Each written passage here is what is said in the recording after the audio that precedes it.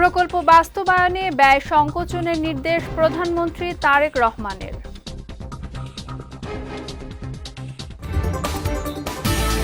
প্রশ্ন ফাঁস নিয়ে গুজব ছড়িয়ে বিভ্রান্তি তৈরি করছে একটি চক্র, বললেন শিক্ষামন্ত্রী।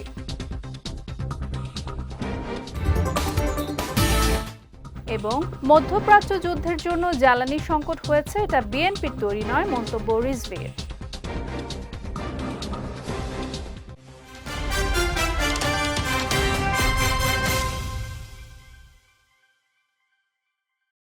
আসসালামু আলাইকুম। পুষ্টিচা নিবেদিত বিজয় রাতের সংবাদে আমন্ত্রণ জানাচ্ছি, আমি সাদিয়া রেজওয়ানা তন্নি। শুনছিলেন শিরোনাম, এবারে বিস্তারিত।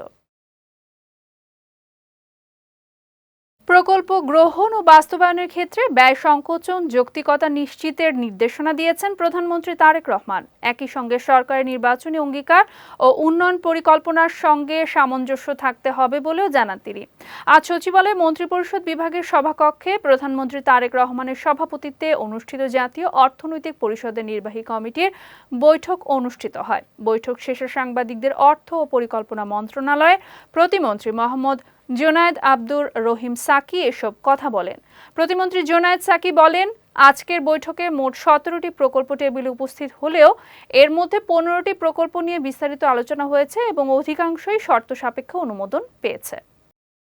17টি প্রকল্প টেবিলে উত্থাপিত হয়েছিল, 15টি নিয়ে আলোচনা হয়েছে। তার মধ্যে 6টি নতুন প্রকল্প আছে, 17টির মধ্যে 7টি বললাম যে সংশোধিত এবং 4টি মেয়াদ বৃদ্ধি। তো 15টি প্রকল্পের অধিকাংশই পাশ হয়েছে, কিন্তু শর্ত সাপেক্ষ কিছু বিষয় আছে, কিছু তদন্তের বিষয় আছে এবং পুরো বিষয়টিগুলো নিয়ে বিস্তারিতভাবে আমরা প্রেস রিলিজের মাধ্যমে যেগুলো চলমান প্রকল্প এবং যেসব প্রকল্প প্রস্তাবিত হয়েছে বিগত সময়গুলোতে, সেই সব প্রকল্পগুলোকে আমাদের রিভিউ করতে হবে। তো আমরা যথাসম্ভব রিভিউ করার চেষ্টা করছি, যথাসম্ভব রিভিউ করেই একে একে আমরা একনেক প্রকল্প বৈঠকে হাজির করার চেষ্টা। একটি চক্র উদ্দেশ্য প্রণোদিতভাবে প্রশ্ন ফাঁস নিয়ে গুজব ছড়িয়ে বিভ্রান্তি তৈরি করছে বলে মন্তব্য করেছেন শিক্ষামন্ত্রী আ.ন.ম এহসানুল হক মিলন। কেউ পরীক্ষাকে প্রশ্নবিদ্ধ করার চেষ্টা করলে তাদের বিরুদ্ধে কঠোর ব্যবস্থা নেওয়া হবে বলেও জানান মন্ত্রী। আজ বাংলাদেশ বিশ্ববিদ্যালয় মঞ্জুরি কমিশন আয়োজিত এক কর্মশালায় এই মন্তব্য করেন তিনি। প্রশ্নপত্র ফাঁসের গুজবে কান না দেওয়ার আহ্বান জানিয়ে শিক্ষামন্ত্রী বলেন, গুজব ছড়ানোর আগে ভেরিফাইড করে নেবেন। আমাদের চেষ্টা রয়েছে সফলভাবে পরীক্ষা নেওয়ার। তিনি বলেন, ডিসেম্বর মাস হচ্ছে পরীক্ষার মাস। জানুয়ারি থেকে যাতে শিক্ষার্থীরা বিশ্ববিদ্যালয়ের নতুন ক্লাস শুরু করতে পারে সেই বিষয়ে সরকার কাজ করবে।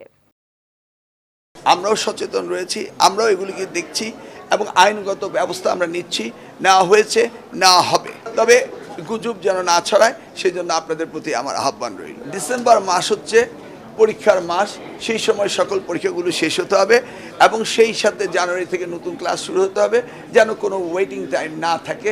এইভাবে আমরা প্ল্যান করছি, এইভাবে আমরা ডিজাইন করছি এবং সেইভাবে কারিকুলাম, সিলেবাস এবং ক্লাসগুলো নেওয়া, সমাপ্ত করা সব কিছু সমন্বিতভাবে করতে হবে, এটাই আমাদের পরিকল্পনা। মধ্যপ্রাচ্য যুদ্ধের কারণে বিশ্বব্যাপী জ্বালানি সংকট তৈরি হয়েছে, এটা বিএনপির সৃষ্টি নয় বলে মন্তব্য করেছেন বিএনপির সিনিয়র যুগ্ম মহাসচিব ও প্রধানমন্ত্রীর উপদেষ্টা রুহুল কবির রিজভী। নবগঠিত জাতীয়তাবাদী মুক্তিযুদ্ধের প্রজন্মের নেতাকর্মীদের নিয়ে জিয়াউর রহমানের সমাধিতে শ্রদ্ধা নিবেদন শেষে এই মন্তব্য করেন তিনি। বলেন, তারেক রহমানের নেতৃত্বে সকল সংকট মোকাবেলা করে দেশকে এগিয়ে নেওয়া হবে। সরকার জবাবদিহিতায় বিশ্বাস করে উল্লেখ করে রিজভী বলেন, আলোচনার মাধ্যমে সব সমস্যার সমাধান করা হবে। একটি অবাধ ও সুষ্ঠু নির্বাচনের জন্য 17 বছর জেল জুলুম সহ্য করেছে বিএনপি। এই সময় দেশের স্বাধীনতা ও সার্বভৌমত্ব রক্ষায় সবাইকে ঐক্যবদ্ধ থাকার আহ্বান জানান রিজভী। জ্বালানির সংকট, এই সংকট আমি আগেই বলেছি, এটা বাংলাদেশের জন্য নয়, এটা বাংলাদেশের নিজস্ব সংকট নয়, এটা বিএনপি এই সংকট তৈরি করেনি, এটা একটি আন্তর্জাতিক সংকট। এটা মধ্যপ্রাচ্যে যুদ্ধের কারণে এই সংকট। অবাধ সুষ্ঠু নির্বাচন, যার জন্য 16 বছর এক দীর্ঘ সংগ্রাম, আত্মদান, গুম, খুন, ক্রসফায়ারে এক ভয়ঙ্কর বিভীষিকার মধ্যে বিএনপি হেঁটে গিয়ে অনেক সন্তানকে তারা হারিয়ে দিয়েছে, আমরা গুম হয়ে গেছে, ক্রসফায়ারের শিকার হয়েছে। এত আত্মদানের মধ্যে দিয়ে আমাদের পাওনা যে গণতন্ত্র, আমরা সেটা পেয়েছি জনাব তারেক রহমানের নেতৃত্বে। জনগণের কাছে জবাবদিহি সরকার হচ্ছে জনাব তারেক রহমানের নেতৃত্বাধীন সরকার। কারণ জনগণের ভোটে নির্বাচিত সরকার। তিনি দিনরাত পরিশ্রম করে তার যে প্রতিশ্রুতি পূরণ করছেন, মন্ত্রীদেরকেও সেই প্রতিশ্রুতি পূরণে কাজ করতে হবে। আগামী আগস্টের মাঝামাঝি সময়ের মধ্যে রূপপুর পারমাণবিক বিদ্যুৎ কেন্দ্র থেকে জাতীয় গ্রিডে ৩০০ মেগাওয়াট বিদ্যুৎ যুক্ত হবে বলে জানিয়েছেন বিজ্ঞান ও প্রযুক্তি মন্ত্রী ফকির মাহবুব আনাম। দুপুরে সচিবালয়ে সাংবাদিকদের সঙ্গে আলাপকালে তিনি এই তথ্য জানান। মন্ত্রী বলেন, রূপপুর পারমাণবিক বিদ্যুৎ কেন্দ্রের প্রথম ইউনিটে আগামী মঙ্গলবার জ্বালানি লোডিং কার্যক্রম শুরু হবে। এই প্রক্রিয়া সম্পন্ন হওয়ার পরই আগস্টে জাতীয় গ্রিডে প্রাথমিকভাবে ৩০০ মেগাওয়াট বিদ্যুৎ সরবরাহ করা সম্ভব হবে। তিনি আরও জানান, পারমাণবিক বিদ্যুৎ উৎপাদন জাতীয় গ্রিডে যুক্ত হওয়ার কার্যক্রমে রূপপুরে উপস্থিত থেকে উদ্বোধন করবেন প্রধানমন্ত্রী তারেক রহমান। এটা তো আপনার 28শে এপ্রিল, আর ওদিকে ধরুন middle of August or 3rd week of August, in between 15 and 21st of August, এর মধ্যে আল্লাহ চাহে তো আমরা 300 মেগাওয়াট দিতে পারবো। মঙ্গলবারে আমরা আমাদের রোসাটামের যে ম্যানেজিং ডাইরেক্টর আসবেন, লিখা ডিজি এবং মিস্টার লিখা চেপ, উনি আসবেন, এবং আমাদের এই থেকে রিপ্রেজেন্টেটিভ আসবেন, এবং আমরা যারা এখানে সরকারি পর্যায়ে যারা আছি, সচিব মহোদয় আছেন, আমাদের উপদেষ্টা মহোদয় আছেন, আমি আছি, আমরা যাবো আল্লাহ চাহে তো। যখন আমরা বিদ্যুৎটা দিব আপনার sometime 3rd week, as a said, August second week to 3rd উইকের মধ্যে, তখন মাননীয় প্রধানমন্ত্রী উদ্বোধন করবেন। তখন হয়তো আমাদের রাশিয়ান প্রেসিডেন্ট ভ্লাদিমির পুতিন সাহেবও থাকতে পারেন। যুক্তরাষ্ট্রের ফ্লোরিডা অঙ্গরাজ্যে 2 বাংলাদেশি পিএইচডি শিক্ষার্থী হত্যাকাণ্ডের ঘটনায় সুষ্ঠু বিচার দাবি করেছে বাংলাদেশ সরকার। একই সঙ্গে নিহতদের পরিবারের সঙ্গে নিয়মিত যোগাযোগ রাখা হচ্ছে বলেও জানিয়েছেন পররাষ্ট্র প্রতিমন্ত্রী শামা ওবায়েদ। আজ মন্ত্রণালয়ে এক ব্রিফিংয়ে তিনি কথা জানান। এই সময়ে বাংলাদেশি জাহাজ হরমুজ প্রণালী পার হওয়া প্রসঙ্গে প্রতিমন্ত্রী বলেন, এমভি জয়যাত্রা সহ সব বাংলাদেশি জাহাজ নিরাপদভাবে ওই রুট পার হবে।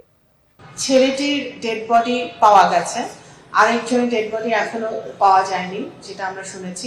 আমাদের মন্ত্রণালয়, আমাদের ওয়াশিংটন ডিসির mission, Bangladesh embassy, state department, FBI থেকে শুরু করে সকল সংশ্লিষ্ট এজেন্সির সাথে আমরা যোগাযোগ রাখছি। আমরা ওদের চেষ্টা করছি যে যত তাড়াতাড়ি সম্ভব আনা যায়, কিন্তু এটাতে একটা লিগ্যাল ব্যাপার।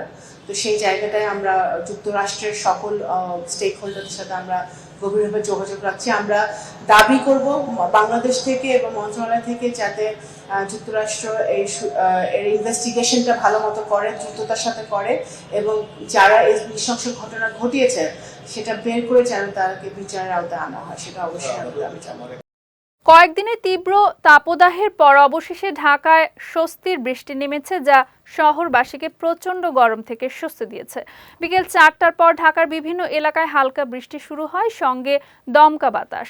আকাশে ঘন মেঘ জমায়, বিকেলে নেমে আসে রাতের অন্ধকার। এর আগে দুপুর 2টা থেকে আকাশে মেঘ জমতে থাকে।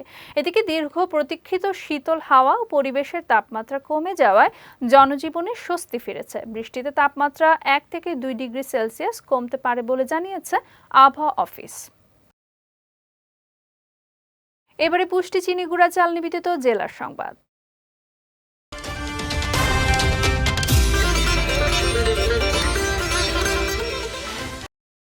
উলাশী খাল পুনর্খনন কাজের উদ্বোধন করতে আগামীকাল যশোরের শার্শায় যাচ্ছেন প্রধানমন্ত্রী তারেক রহমান।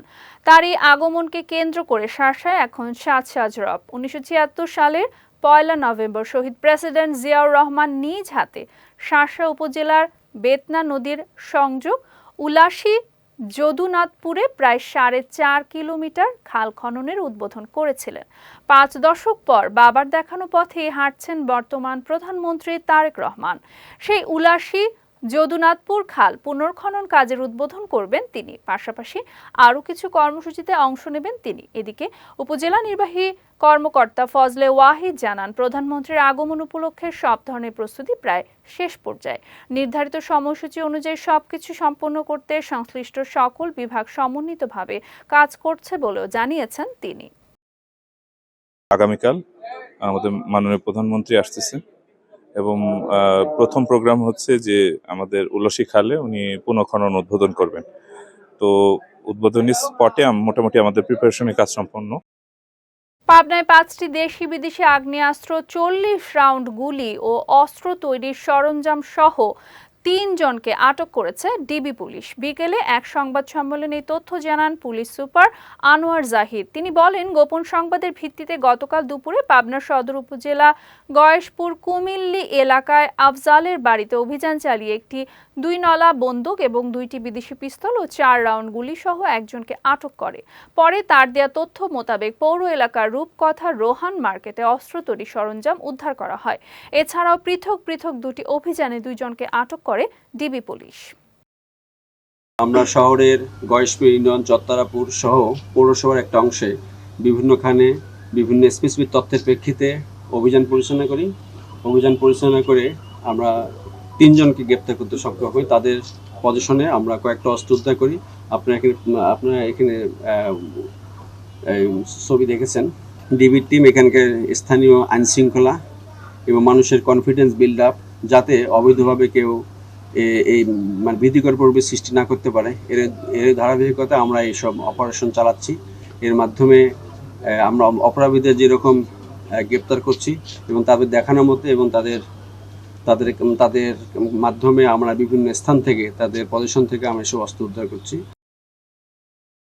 আগামী অর্থ বছরের বাজেট হাতে পেলে হাসপাতালের প্রয়োজনীয় মালামাল দ্রুত সরবরাহ করা হবে বলে জানিয়েছেন স্বাস্থ্য মন্ত্রণালয়ের অতিরিক্ত সচিব মোহাম্মদ খোরশেদ আলম। সকালে বরিশাল শেরেবাংলা মেডিকেল কলেজ হাসপাতালে পরিদর্শনে এসে তিনি একথা জানান। সচিব আরও বলেন, শুধু হাসপাতালের অবকাঠামোগত উন্নয়ন করলেই হবে না, বরং রোগী এবং কর্মচারীদের সঙ্গে একটি সমন্বয় থাকতে হবে ও সুসম্পর্ক গড়ে তুলতে হবে, তাহলেই রোগীর সুচিকিৎসা নিশ্চিত হবে। এ সময় বরিশাল শেরেবাংলা মেডিকেল কলেজ হাসপাতালের পরিচালক ও জেলা সিভিল সার্জন উপস্থিত ছিলেন। এখন যা অবস্থা, আমাদের হামিদ তো ক্যাম্পেইন চলতেছে, আপনারা লক্ষ্য করছেন সারা দেশে, এবং এখন আমি মোটামুটি খবর নিচ্ছি যে আস্তে আস্তে ইমপ্রুভ করছে পরিবেশ, এখন আস্তে আস্তে ইমপ্রুভ করতেছে। যা আছে এখন খুব বেশি ক্যাজুয়ালিটি কোথাও বেশিটা হয় না, যা হচ্ছে তাতে আশা করা যায় খুব শীঘ্রই এটা আমাদের একেবারেই কন্ট্রোলে আসবে, আশা করা যায় ইনশাআল্লাহ। কক্সবাজারের টেকনাফে প্রায় 75 লাখ টাকা মূল্যের বিপুল পরিমাণ ইয়াবা জব্দ করেছে কোস্টগার্ড। বিকেলে কোস্টগার্ড মিডিয়া কর্মকর্তা লেফটেন্যান্ট কমান্ডার সাব্বির আলম সুজন এই তথ্য জানান। বলেন, কক্সবাজারের টেকনাফ থানাধীন কেরুনতলি খাল সংলগ্ন এলাকায় সকালে গোপন সংবাদের ভিত্তিতে একটি বিশেষ অভিযান চালানো হয়। এই সময় ওই এলাকায় একটি সন্দেহজনক কাঠের ডিঙ্গি নৌকাকে থামার সংকেত দিলে জেলে পানিতে লাফ দিয়ে প্যারাবনে পালিয়ে যান। পরবর্তীতে ওই নৌকায় তল্লাশি চালিয়ে প্রায় 75 লাখ টাকা মূল্যের 15,000 পিস ইয়াবা জব্দ করা হয়। যাচ্ছি পুষ্টি ড্রিঙ্কিং ওয়াটার নিবেদিত খেলার সংবাদে।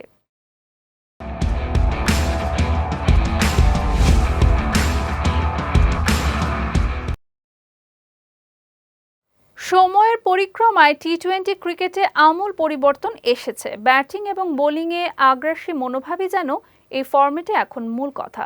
বাংলাদেশ বরাবরই এই ফরম্যাটে হাল ধরতে ব্যর্থ হয়ে এলেও গত বছর থেকে খেলোয়াড়দের মনোভাবে কিছুটা পরিবর্তন এসেছে।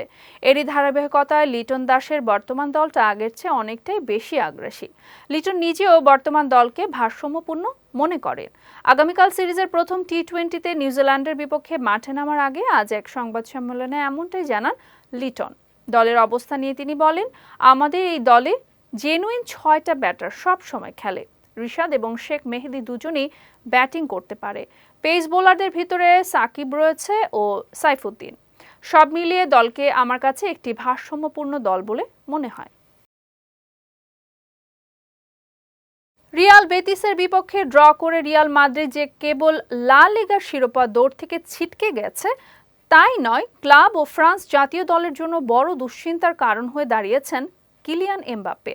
ম্যাচের 83 মিনিটে অস্বস্তি নিয়ে মাঠ ছাড়ার পর ফরাসি এই ফরওয়ার্ডের চোট নিয়ে নতুন করে তৈরি হয়েছে দুশ্চিন্তা। প্রাথমিক মেডিকেল রিপোর্টে জানা গেছে এমবাপ্পের বাম পায়ের হ্যামস্ট্রিংয়ে চোট ধরা পড়েছে। আপাত দৃষ্টিতে চোট খুব গুরুতর মনে না হলেও সময়টা ভাবিয়ে তুলছে। এমবাপ্পের সুস্থ হয়ে ফিরতে ঠিক কতদিন সময় লাগবে তা এখনও নিশ্চিত করেনি রিয়াল মাদ্রিদ। তবে ক্লাব সূত্রে জানা গেছে এসপানিওল ম্যাচে তার খেলা অনিশ্চিত। এমনকি 10 মে বার্সেলোনার বিপক্ষে মহা গুরুত্বপূর্ণ এল ক্লাসিকোতে তিনি খেলতে পারবেন কিনা তা নিয়ে তৈরি হয়েছে বড় সংশয়। এদিকে আসন্ন 2026 ফিফা বিশ্বকাপে ফ্রান্সের প্রধান তারকার এমন চোট ফরাসি শিবিরে বড় আঘাত হয়ে আসতে পারে বলেও মনে করছেন ক্রীড়া বিশ্লেষকরা। পুষ্টিচানি বিদিত বিজয় রাতের সংবাদ শেষ করার আগে শিরোনামগুলো দেখে নিচ্ছে আরও একবার।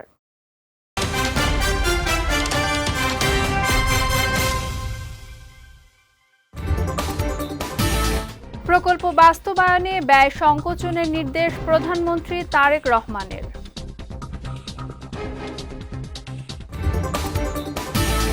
প্রশ্ন ফাঁস নিয়ে গুজব ছড়িয়ে বিভ্রান্তি তৈরি করছে একটি চক্র, বললেন শিক্ষামন্ত্রী।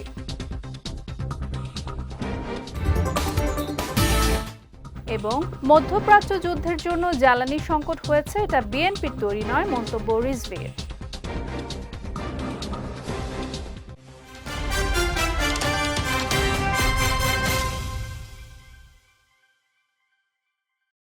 বিজয় রাতের সংবাদ শেষে আজকের মতো আমি সাদিয়া রেজওয়ানা তন্নি আপনাদের কাছ থেকে বিদায় নিচ্ছি। আগামীকাল একই সময়ে নতুন সব খবর দেখতে চোখ রাখুন বিজয় টিভিতে। এছাড়াও বিজয় রাতের সংবাদের ভিডিও দেখতে পারেন আমাদের ইউটিউব এবং ফেসবুক পেজে।